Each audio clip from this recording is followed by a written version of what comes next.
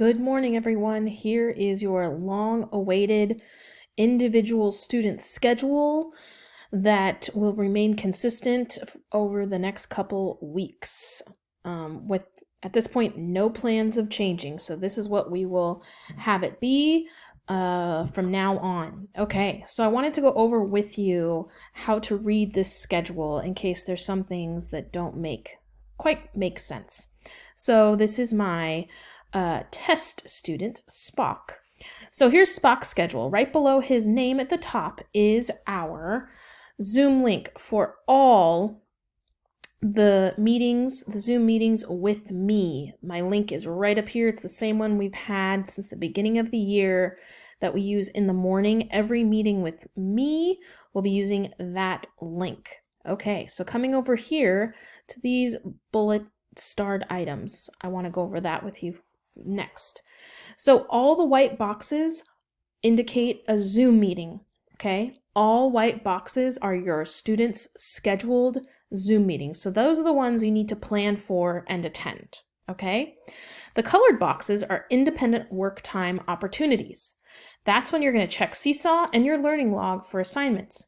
Families can complete the work depending on their schedules. So I've left most of these colored boxes open for you to know that this is the time to do your students' independent work that I have posted and assigned on Seesaw and that is written on your learning log, and some of the paper copies are in your yellow folders. So I know everybody's on different schedules, so if you worked on your activities during the daytime, you can do that. I know some families work in the evenings, but I just wanted you to understand that these colored boxes are for when that independent Seesaw and paperwork and bookwork and reading is to be done.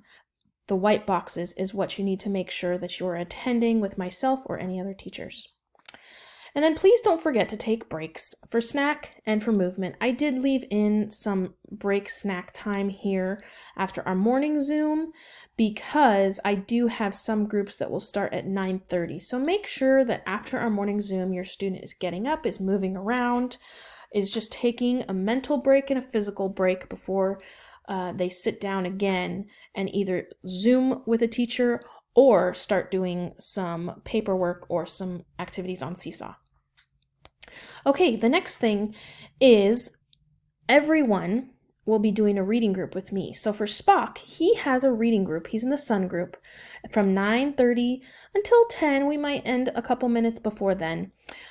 He has the reading group with me on Tuesdays and Thursdays from 9:30 to 10, and then he has a break. Then Spock has a reading group with Miss Pelifig 5 days a week. If your student has a Zoom meeting with a different teacher, I have included the link to that teacher's meeting here. So you don't need to go look anywhere else. Just always refer back to their schedule. So going down here, Spock, like everyone else, has music and math on Monday and Tuesday at 11:30. Make sure you remember it's at 11:30. Over here on the side where I listed the times, I broke it up into 20-minute increments, starting at 11 because this is my math block from 11 to 12. But on Monday and Tuesday, our music class begins at 11:30 and goes till 12. Now, the reason it says music/math is because half the class will do music with Mr. Hachimonji and half the class will do math with me, and then we will switch the next day. We will do this in a virtual breakout room, so I can set it up where half the class stays with me and the other half goes into a separate room with Mr. Hachimonji. Then, on Thursday and Friday, Spock has a small math group with me and a couple other friends. He is in the cube math group. Your student may be in the cube, the trapezoid, or the sphere math group. The other thing that's important to note on the schedule is from 1 to 1:30 every day, I'm offering office hours. This is a chance for you to drop in by yourself or with your student to ask any questions if there's something that does not make sense, any of the assignments, if you're having issues with the technology, Seesaw, Epic, your Chromebook, come on in, drop by using the Zoom link, and we can talk it through, okay? And I did not make this white because these are not required. This is just me being available to you for any questions that happen to come up that day, okay? And it's the same link that's at the top of the page. And the last thing is, don't forget, every Monday from 12:30 to 1:30 and then 3:30 to 5:30, it's folder drop off and pickup. So please don't forget that. Now, the other thing that's important that I want to let you know is that I am going to send this schedule to the parents and caregivers' personal email. I'm going to send it to your student's Gmail account. And I'm going to also post it on Seesaw. Now, this is the tricky part that I wanted to show you. When I post it on Seesaw, I cannot post it into your inbox. I have to make it as an individual assignment to each student so they can see their own personal schedule. Now, this is the part that's a little frustrating. I know for me as a visual person. When you go into Seesaw, this is Spock's account, but he's signed in as Sarita Doe. So when you go into Seesaw, you have this little notification up here, and that is related to the activities that I have assigned, which is right over here. Now that little red notification number won't go away until you've done all those activities. Now this is the part that's gonna get kind of frustrating.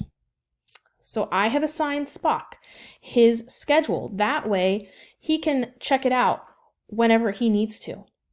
The one thing that's going to be difficult is that I don't want you to add a response because I don't want this to go away for you. I want your student to always be able to have access to their schedule on Seesaw, which means that your student will always have at least a number 1 notification up here. I apologize for having to do it this way, but we have not figured out another way to post the schedule on Seesaw without having this notification. So just know that even if you've done all your assignments, there will always be a 1 up here as a notification, and that is just your student's schedule that's there for you to view. You just click on it, and there you go. There's your student's schedule, okay? And it's always there for you to access.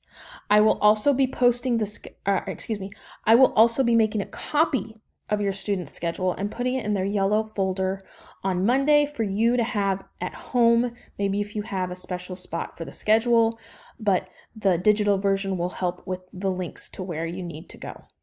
All right, I really hope this video has been helpful. Any other questions, you know how to get a hold of me, and I hope you had a great weekend. I will see you on Monday. Bye.